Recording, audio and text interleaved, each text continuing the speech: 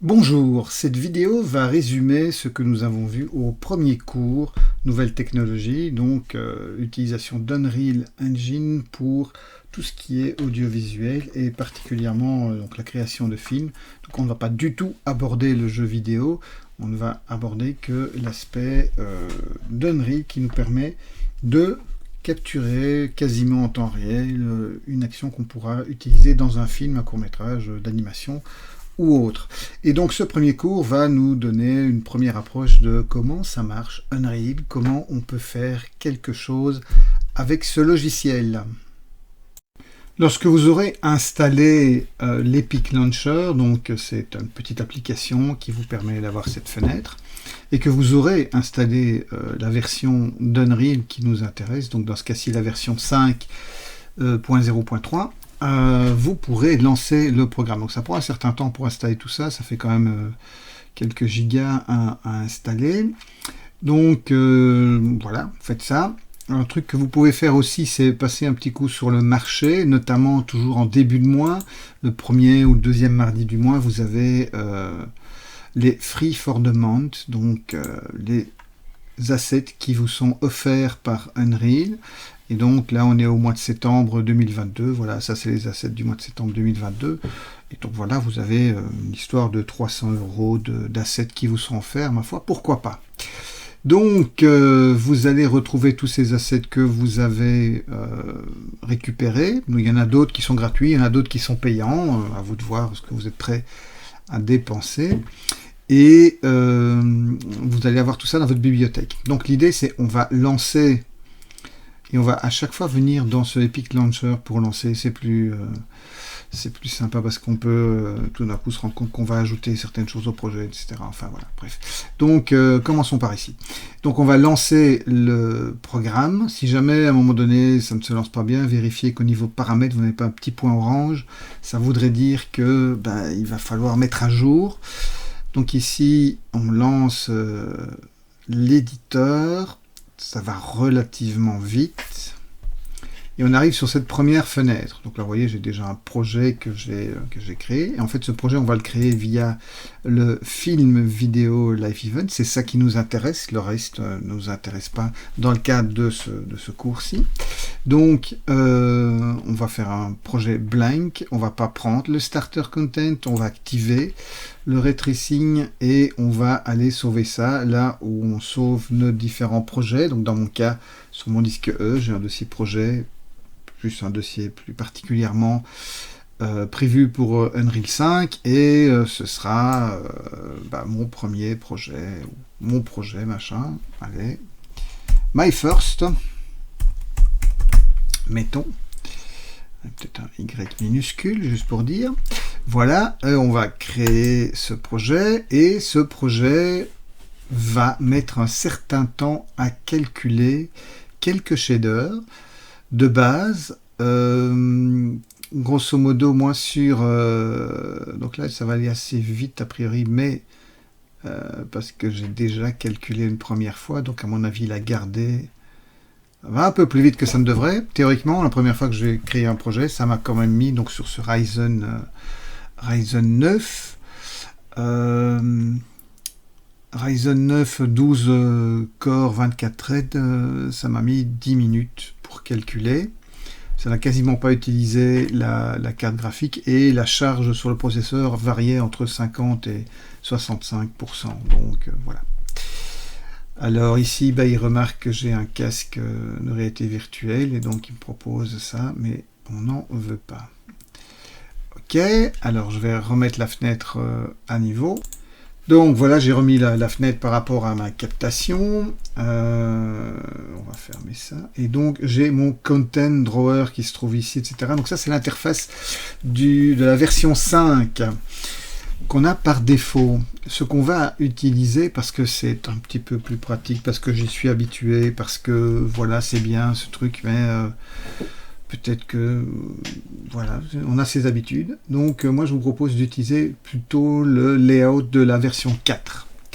Donc le layout classique. Donc dans Windows, je peux aller dans Load Layout, chercher le layout de la version 4. Donc là je dois remettre encore par rapport à ma fenêtre de captation, ici de vidéo, voilà.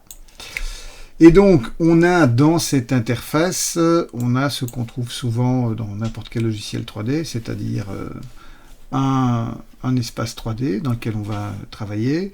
On a une liste d'éléments, donc un explorer, un outliner, appelez ça comme vous voulez. Donc ça s'appelle outliner, mais c'est comme vous voulez. Et vous avez en dessous une fenêtre de propriétés. Vous avez des outils, ici dans ce cas-ci, ce sont des outils qui permettent de créer des éléments, des lampes, des acteurs qui sont en fait l'équivalent d'un nul ou d'un demi, enfin, et puis vous pouvez créer aussi créer des primitives, des cubes, des sphères, etc. Et vous avez le célèbre Content Browser, enfin, l'endroit où vous allez stocker l'ensemble de vos éléments. Et donc on va voir un petit peu comment on peut gérer tout ça. Donc vous avez aussi d'autres outils qui sont ici au-dessus, mais on verra ça en temps voulu. La toute première chose que vous allez faire dans ce nouveau projet, c'est régler quelques settings. Donc dans les settings, dans les project settings, vous allez aller vérifier, parce que c'est une très bonne idée de le faire. Alors je vais encore une fois remettre cette fenêtre pour qu'elle soit dans ma capture. Voilà. Vous allez aller vérifier que DirectX, eh bien, sur DirectX 12 et que DirectX 11 et 12 SM5 est bien coché. Ça va permettre d'avoir des choses assez intéressantes au niveau de l'utilisation qu'on va en faire. On va aussi aller voir dans Rendering, ici un peu plus bas, Rendering. On va aller voir que Global Illumination utilise bien Lumen, c'est le cas. Enfin, c'est le cas par défaut, mais c'est toujours une bonne idée de se revérifier. Réflexion, on est bien dans Lumen, machin, etc. Mais ce qu'on voudrait, c'est pouvoir utiliser le ray tracing quand c'est accessible. Et donc pour ça, il faut être sûr que le support hardware ray tracing est activé. Ça, théoriquement, il est activé puisqu'on a coché la petite case lors de la création du projet. Enfin voilà. Et donc ici, je vais pouvoir normalement cocher cette case. Voilà, de hardware ray tracing when available. Alors il faut bien savoir effectivement que le ray tracing, et alors aussi cocher pass tracing, ça peut être intéressant. Alors il faut savoir évidemment que le ray tracing suppose qu'on a une carte RTX ou une carte compatible avec le ray tracing. Je pense, enfin moi à ma connaissance, il n'y a que les RTX de Nvidia parce que c'est ça que j'ai et que voilà, je suis très content de l'avoir. Voilà, donc sachez qu'il y a une limitation hardware à l'utilisation du ray tracing, mais tant qu'à faire, cochons-le. Ok, donc on est content avec ça. L'autre réglage qu'on va faire, c'est dans les plugins. On va être sûr d'avoir activé les HDRI backdrop, parce qu'on va s'en servir aussi, un jour ou l'autre. On va aussi aller chercher tout ce qui est movie. Et donc dans le Movie Render Queue, il est d'office activé, mais on va aussi activer le Movie Render Queue Additional Render Pass. Et bien sûr, ça sera qu'on restart le projet. Mais ça, c'est important. Ok, voilà.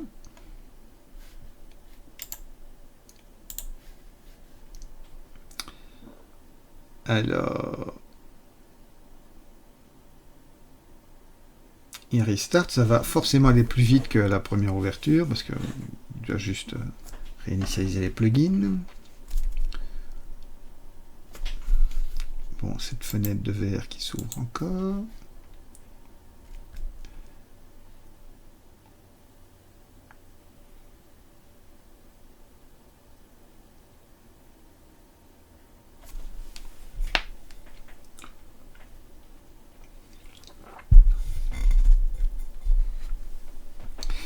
Voilà, on va fermer cette fenêtre de plugin. Donc on a déjà fait un réglage. Rien que ça vaut la peine de se dire qu'on a déjà un projet de base, mais on va quand même rajouter 2-3 autres éléments qui peuvent nous être utiles à tout va dès qu'on fait un projet quelconque. Et donc il y a l'idée d'avoir 4 boules qui vont nous permettre de vérifier la qualité de notre éclairage. Donc, vous pouvez trouver plein d'informations sur ce genre de technique sur le web, etc. Je vous invite à aller voir les vidéos de William Fauché. Ça s'écrit, ça se prononce Fauché parce qu'il est canadien. C'est en anglais, mais c'est pas un anglais très difficile. Et puis voilà, ce type il est extraordinaire, donc n'hésitez pas à regarder ses vidéos. Donc on va importer un asset que vous pouvez créer vous-même assez facilement, par exemple dans Blender, logiciel gratuit, donc pourquoi ne pas.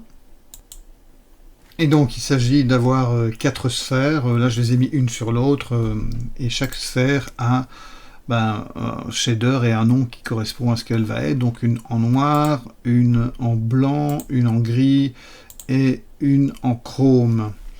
Et donc chaque fois elles ont un matériau qui correspond, chrome, etc.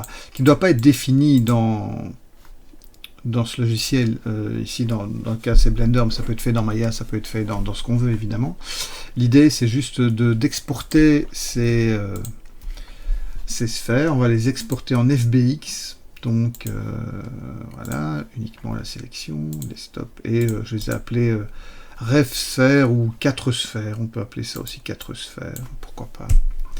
Voilà, c'est ce qu'on avait utilisé au cours, donc 4 sphères, export FBX. Et donc c'est ça qu'on va utiliser ici dans notre projet. Et donc dans ce projet, on va utiliser les 4 sphères, mais quand ça va s'importer, on va commencer à avoir plein d'éléments qui sont dans ce Content Browser, et ça peut vite être le bordel. Et donc il faut organiser son browser pour ne pas être submergé par des assets qui vont dans tous les sens. Donc je vous propose de créer des dossiers qui vont nous permettre de ranger les choses. Donc on va avoir un dossier par exemple FBX, où on va rentrer des choses. On va avoir un dossier matériel. On va avoir un autre dossier, on verra après Blueprint, BP par exemple. Et enfin bref, on fera encore d'autres dossiers par la suite. Mais déjà avec ça, on va pouvoir s'en sortir. De la même manière, dans l'Explorer, on peut aussi faire différents dossiers. Par exemple ici, on a un seul, le floor. Donc ça, c'est un mesh statique. Hein.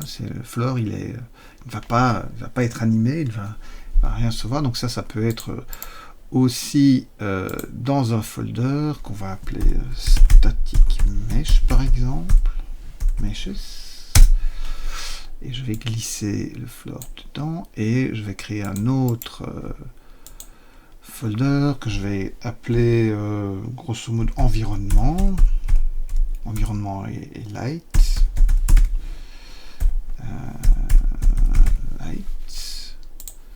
Voilà, et je vais mettre tout le reste. Voilà, comme ça, les choses sont rangées. Bien, donc, si maintenant je veux importer mes 4 sphères en FBX, donc je vais aller dans mon dossier FBX, clic droit, et je vais importer dans cet endroit-ci. Donc, je vais aller chercher sur mon bureau, parce que c'est là que je les ai mis, très mauvaise place, mais voilà. J'importe, par défaut, il va me sortir toute une série d'options. La plupart du temps, vous n'aurez pas grand chose à changer. Donc on va importer ça. Alors une petite remarque sur les smooth group, mais c'est pas grave. Et donc on a 4 matériaux et 4 objets. 4 sphères en question. Donc les matériaux, déjà, on peut les prendre et les glisser dans notre dossier matériel. On les bouge et on les met ici. Comme ça, c'est rangé dans le dossier matériel. Voilà. Donc, il va en même temps refaire un petit peu son petit calcul pour savoir où il range toutes les choses, pour que lui sache aussi où toutes les choses sont quand on va les utiliser.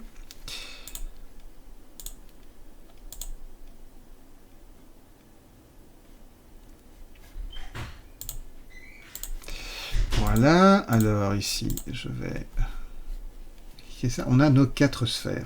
Et ces 4 sphères, on va les rassembler pour ne faire qu'un seul objet. On va les rassembler dans un blueprint. Un blueprint, ça peut être plusieurs choses, mais ça peut être aussi, on va dire, c'est un peu comme une sorte de sous-scène ou de préparation d'objets, Ça nous permet de créer, en tout cas, un ensemble d'objets qui vont pouvoir avoir éventuellement un script accroché ou une certaine activité programmée. Enfin, tout ça peut être fait dans le blueprint. Nous, en tout cas, ce qui nous intéresse, c'est d'en faire un objet qu'on peut facilement placer et déplacer dans la scène, sans devoir chaque fois sélectionner les quatre sphères. Et donc, je vais retourner dans mon content, à la racine de mon content browser, dans mon dossier BPP, donc blueprint, et je vais aller créer un blueprint class, et ce sera un acteur que je vais appeler 4 sphères. Comme ça, on reste cohérent. Je double-clique. Ça ouvre la fenêtre. Alors, je recadre un peu cette fenêtre pour qu'elle soit dans ma capture vidéo. Donc, ça ouvre la fenêtre de construction. Donc ici, je pourrais mettre les scripts, etc. Mais on ne va pas se tracasser de ça pour le moment, parce qu'on n'en a pas besoin. Enfin, dans le cadre de cet objet, on n'en aura pas besoin. Et donc ici, je vais charger en fait mes différentes sphères. Je prends les 4 et je les envoie. Et donc on voit, voilà, j'ai les 4 sphères. Elles ont une certaine taille. Après, on peut toujours changer la taille, on peut toujours venir changer les paramètres de mes différents objets. Je peux les sélectionner dans la liste qui se trouve ici. C'est une sorte d'explorer d'éléments qui sont dans mon blueprint. Et donc là, je peux éventuellement changer la taille si ça m'intéresse, mais bon, je vais garder cette taille-là. Et donc, ces éléments, ils ont des matériaux. Si je prends cette sphère-ci, on voit qu'elle a un matériel qui s'appelle gris. Voilà, et les matériels gris. Et donc, je vais pouvoir éditer ces matériaux de manière à ce qu'ils aient le matériel qui correspond au nom qu'on leur a donné, et puis surtout à la fonction qu'elles vont avoir. Pardon. Donc, je vais tout de suite compiler. Dès que je fais un blueprint, je dois compiler. En même temps, je sauve, tant qu'à faire. Voilà, je ferme ça. Donc, j'ai mon blueprint. Mon blueprint que je peux maintenant glisser dans ma scène. Et voilà, donc c'est un objet qui emmène ces 4 sphères. Je vais aller travailler ces matériaux pour obtenir le résultat voulu. Et donc, le premier matériel black, donc je double-clique, donc j'ouvre une fenêtre de création de matériaux. Donc par défaut, il y a un shader avec plusieurs entrées. Donc c'est un shader PBR, donc comme d'habitude, on voit les couleurs métalliques, spécular, roughness, etc. Avec le Alt enfoncé, je vais cliquer sur le lien qui est entre les deux, parce que je n'ai pas besoin de cette couleur-là, puisque c'est une couleur simple, surtout c'est du noir, du blanc, du gris. Donc là, j'ai même du chrome, je n'ai besoin vraiment que d'une valeur scalaire, donc je vais aller chercher en fait un constant. Je vais aller chercher un constant. Donc je tape, donc je glisse, vous avez vu, je clique sur le point qui est ici, le petit rond là, qui est à côté du base color, je clique gauche et je glisse ma souris, ça m'ouvre cette fenêtre, je tape constant dans la recherche, comme ça j'ai tout ce qui est constant, tout ce qui a constant dans son nom, dans la liste des fonctions possibles, et je vais chercher donc un constant, un paramètre constant que je vais modifier. Donc sa valeur en couleur ce sera 0,04 parce que en fait ça pourrait être 0, 0 ce serait complètement noir, mais rien n'est vraiment complètement noir dans la vraie vie, donc 0,04 correspondra plus. Ça correspond grosso modo au charbon, donc à la valeur qu'on mettrait pour le charbon. Clairement ce ne sera pas métallique, donc je vais mettre aussi un constant qui sera à 0. Spécular, je ne m'en tracasse pas, mais le roughness, pareil, je vais mettre aussi un constant. Donc le roughness, c'est ce qui gère la réflexion. Donc vous voyez ici, si je suis à 0, c'est super réflectif. En fait, je ne vais pas être à 0, je ne vais pas non plus être complètement à 1, qui serait absolument pas du tout réflectif, parce que dans l'absolu, tous les objets sont un petit peu réflectifs. Et donc, je vais le mettre à 0,93, 93 pour les Français. Voilà, et donc voilà, donc là j'ai mon black et je vais sauver ce matériel Et à partir du moment où j'ai réglé ce matériel, on voit qu'il s'est appliqué. Alors on va s'occuper du white. On pourrait laisser ça, mais encore une fois, c'est mieux de mettre un paramètre. Donc je supprime. Je vais chercher un constant. Ce constant, il sera alors quelque chose comme 0,94 ou 95. Parce qu'encore une fois, rien n'est 100% blanc. Son métallique sera bien 0. Constant ici, donc. Voilà. Et son roughness, exactement la même chose que tout à l'heure. Donc, ce sera une valeur de 0,93. Ouais, bon, 93. Voilà. Ouais, on pourrait peut-être descendre à 0,85 pour le blanc.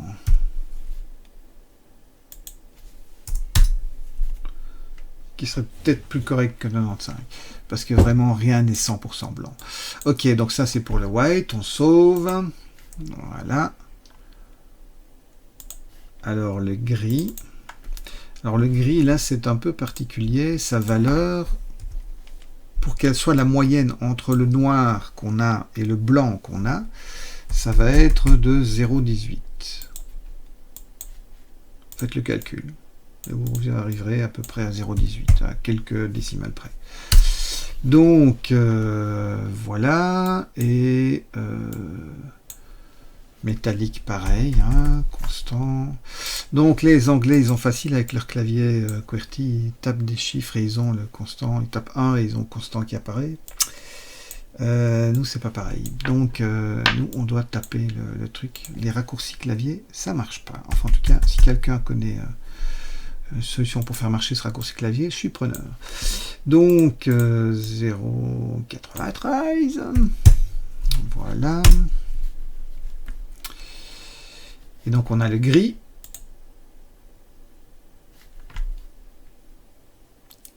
Et pour le chrome, on va donner une valeur. Alors ça, on s'en débarrasse. Voilà, hop. On va donner une valeur de 0,9. Là, le metalness, bah oui, ce sera, enfin, le métallique qui sera vraiment métallique. Donc le constant sera égal à 1. Et le roughness qui va gérer la réflexion, lui, ne sera pas égal à 1 parce qu'en fait, c'est quand même pas non plus à 100% super hyper réflectif dans la vraie vie, je parle. Donc on va aller chercher presque à 0,95 faire l'affaire. Hop, et donc 0,95. Voilà. Pour le roughness, je devrais avoir mon metalness est à 1. Je vais mettre exactement l'inverse, pas 0,95, 0,05. C'est dans l'autre sens, évidemment. Voilà, c'est tellement mieux. Et donc là, on a le chrome. Bah oui, puisque plus on est proche de 0, plus c'est réflectif. Ok, donc on va sauver ça. Et voilà. Donc on a nos références, et donc ça nous servira pour différents exercices. Pour le moment, on va le laisser sur le côté, c'est juste pour dire de le faire. Mais là, on a maintenant une scène de base qu'on peut réutiliser pour créer de nouvelles scènes. On changera le sol ou Dieu sait quoi, et on a quelque chose qui nous permet de partir directement si on veut tester quelque chose sans devoir attendre encore 10-15 minutes de pré-calcul pour refaire une nouvelle scène. Et on a déjà des éléments intéressants dedans. Donc on va sauver ça.